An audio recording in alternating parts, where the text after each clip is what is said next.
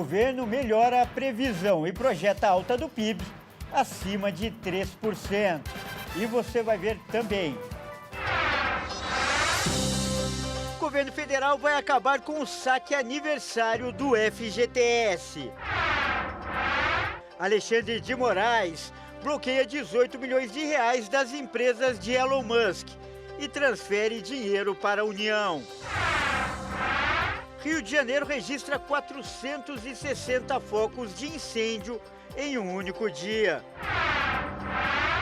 E ainda, Corinthians apresenta os detalhes de sua dívida. Valor supera 2 bilhões de reais. Tudo isso você confere a partir de agora no Jornal das 18h30.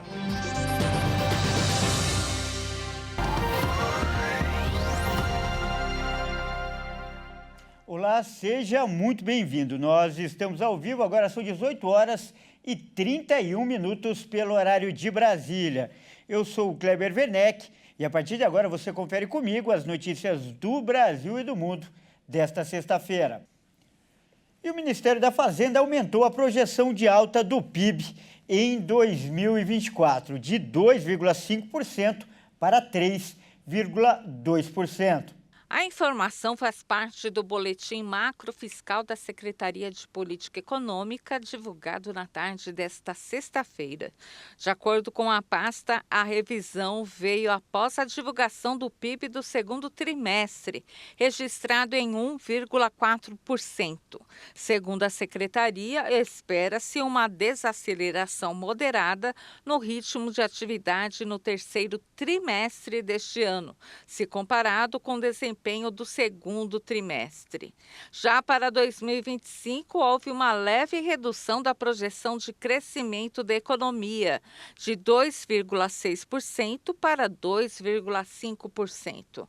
O documento também revisa a previsão para a inflação medida pelo IPCA, de 3,90% para 4,25% em 2024. A revisão leva em consideração, por exemplo, os impactos do câmbio depreciado e a mudança da bandeira tarifária na conta de energia elétrica. Para o Índice Nacional de Preços ao Consumidor, a projeção também foi revista para cima, saindo de 3,65% para 4,10% para o final deste ano. E o governo federal autorizou o fim do saque aniversário do FGTS, o Fundo de Garantia por Tempo de Serviço. A proposta deve ser enviada ao Congresso Nacional em novembro. O ministro do Trabalho, Luiz Marinho, falou que recebeu o aval do presidente Lula para o plano que acaba com o saque aniversário do Fundo de Garantia implementado em 2020. O saque aniversário do FGTS permite ao trabalhador sacar parte do saldo das contas ativas e inativas, anualmente no mês de seu aniversário. A adesão a essa modalidade de saque é opcional, mas em caso de demissão, o trabalhador pode sacar apenas o valor referente à multa rescisória de 40% paga pela empresa, e não o valor integral acumulado na conta do fundo. Segundo o ministro, o Palácio do Planalto decidiu que, em troca desse tipo de saque, vai propor um novo formato para que o trabalhador do setor privado possa ter mais acesso a crédito consignado. Aquele que é pago com descontos direto no salário. E o governo estuda colocar uma trava, um valor máximo dos juros nesses empréstimos consignados. Aos trabalhadores e trabalhadoras que eles terão a garantia por parte do governo da constituição de um crédito também barato, que é a partir do consignado, folha de pagamento, a partir do e-social, para poder não ser mais obrigatório o gestor, o empregador, autorizar o trabalhador a constituir um crédito a partir da folha de pagamento. Desde quando o saque foi criado, mais de 9 milhões de trabalhadores foram demitidos e não puderam receber o dinheiro total do FGTS por causa das regras do saque aniversário, a que esses trabalhadores decidiram aderir voluntariamente. Por conta disso, ficaram impedidos de resgatar, ao todo, mais de 5 bilhões de reais. E quase 1 milhão de pessoas têm mais de R$ 1.000 esquecidos nos bancos para receber. A Câmara aprovou um projeto que autoriza o governo a usar o dinheiro de quem não sacar. Vamos ver. 8,5 bilhões de reais estão disponíveis para resgate no sistema de valores a receber. O Banco Central do Brasil revelou que no sistema é possível consultar se pessoas físicas, inclusive falecidas, e empresas têm algum dinheiro esquecido em banco, consórcio ou outra instituição. Dados mostram que quase 932 mil pessoas têm mais de R$ 1.000 a sacar. Além disso, 5 milhões de pessoas têm entre R$ 100 e R$ 1.000 esquecidos nos bancos. E a maior parcela de beneficiários é de quem tem até R$ 10. São quase 33 milhões de pessoas. O chamado dinheiro esquecido voltou a ganhar destaque após a Câmara dos Deputados aprovar um projeto que autoriza o governo a recolher os recursos que não foram resgatados pelos titulares. Já aprovado pelo Senado, o texto vai à sanção do presidente Lula. O mesmo projeto prevê a reoneração gradual da folha de pagamentos de 17 setores da economia. Caso a proposta vire lei, titulares de dinheiro esquecido poderão resgatar os valores em até 30 dias após a publicação da norma. Depois desse prazo, os recursos vão ser direcionados ao Tesouro Nacional. E o ministro do Supremo Tribunal Federal, Alexandre de Moraes, determinou a transferência de mais de 18 milhões de reais das contas da rede social X e da empresa Starlink Brasil para os cofres da União. A decisão de Moraes foi assinada na última quarta-feira e foi divulgada pelo STF nesta sexta. Segundo o Supremo, os 18 milhões e 300 mil reais do X e da Starlink serão usados para o pagamento integral da multa devida por descumprimento de ordens judiciais. A rede social foi multada por não bloquear contas de criminosos ou com mensagens antidemocráticas, desrespeitando uma série de decisões judiciais e ainda por ter retirado os representantes legais do Brasil, o que também levou o Supremo a tirar o X do ar no país. Segundo o Supremo, o X e a Starlink são duas empresas ligadas ao bilionário Elon Musk. No caso da Starlink, há outros acionistas com participação na empresa no Brasil. E o bloqueio dessa parte dos ativos, determinado por Moraes no fim de agosto, foi criticado por juristas. O prazo para as empresas recorrerem desse entendimento expirou e, mesmo tendo sido intimados, X e Starlink não contestaram a decisão.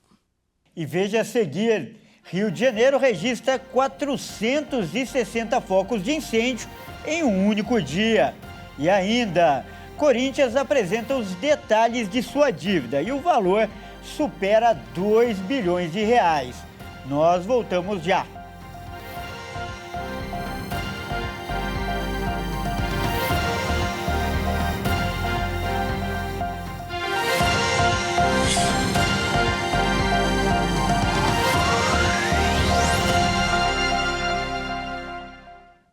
Mais uma vez, seja muito bem-vindo. Nós estamos de volta e ao vivo. São 18 horas e 42 minutos pelo horário de Brasília. E no Rio de Janeiro foram registrados 460 focos de incêndio em um único dia. O repórter Anderson Nascimento vai trazer os detalhes agora. Acompanhe. Somente nesta quinta-feira, o Corpo de Bombeiros do Rio de Janeiro registrou 460 focos de incêndio no estado.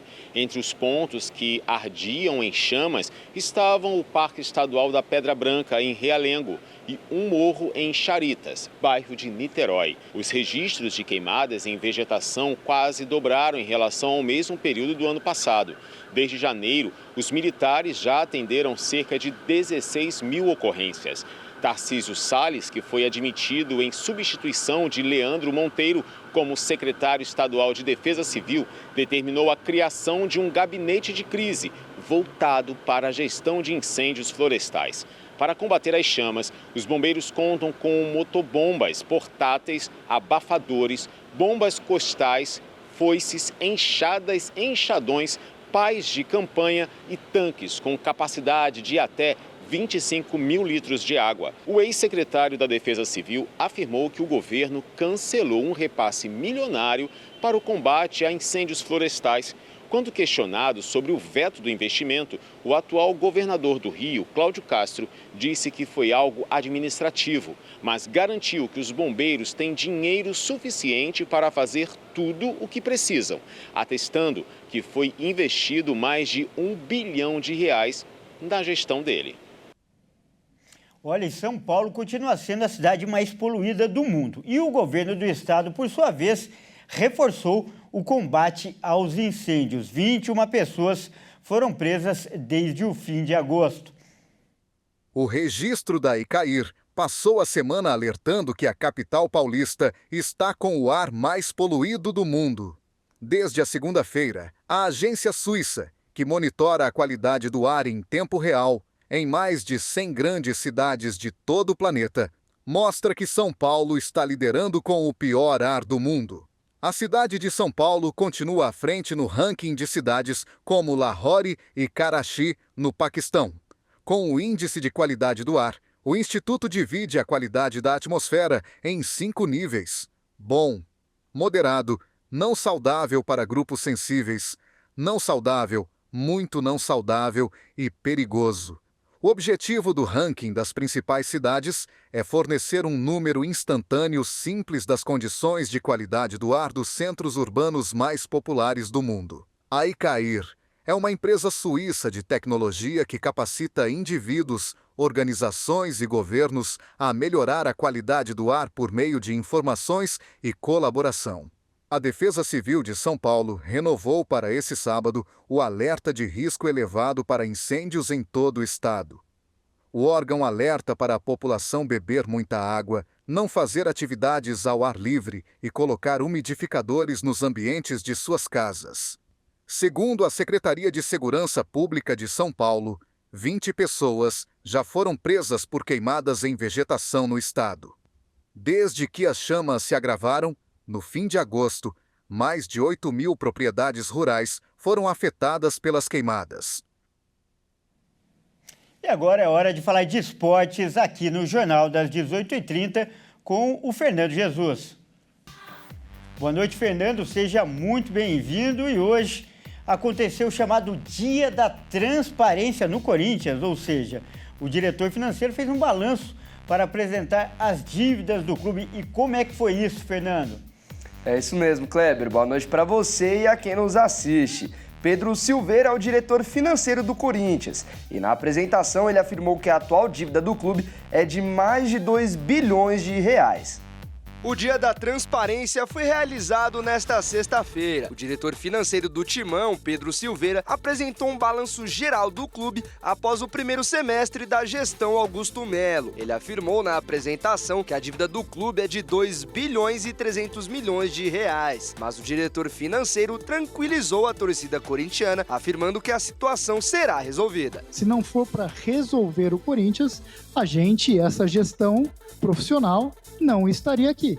Então a gente tem sim um plano muito forte para que a gente, nos próximos 2 anos, 3 meses e 15 dias que faltam dessa gestão, a gente resolva o Corinthians. Obviamente que é uma situação muito difícil, obviamente que tem muitos desafios, porém a gente vem trabalhando sim num plano para que a gente melhore muito a situação. Ainda na apresentação, Pedro Silveira fez um balanço da atual janela de transferências. Ele afirmou que o Timão acumulou uma economia de 19 milhões de reais, principalmente pela venda do atacante Wesley para o Al Nassr, da Arábia Saudita.